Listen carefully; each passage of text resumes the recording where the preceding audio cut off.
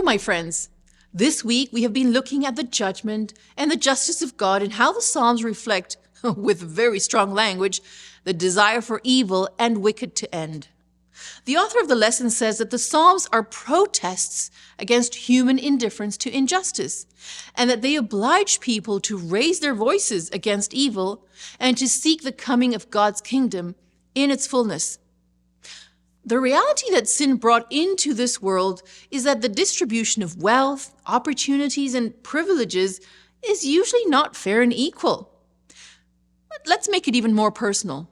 How involved should Christians be in social justice causes, and how active should this raising of our voices against evil be?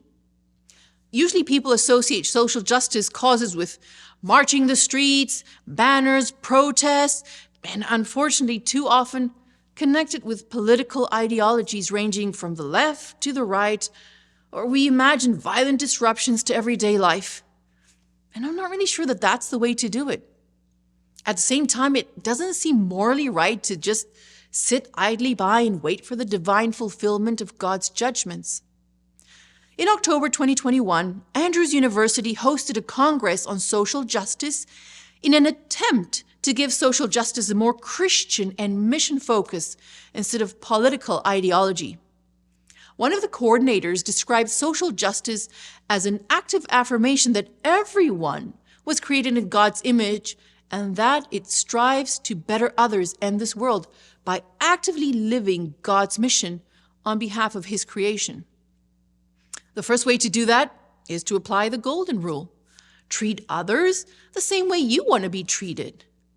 Imagine a world where we treat the other culture, gender, race, social status, language, religion, or education level as we would like to be viewed or treated.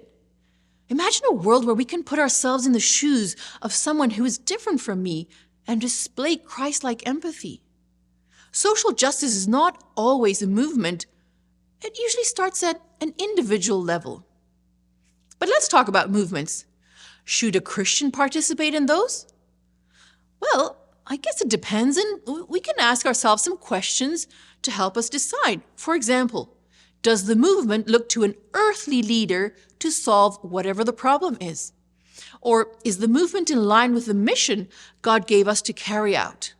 Or is this movement heavily politicized, and will my participation become a political issue more than a human issue?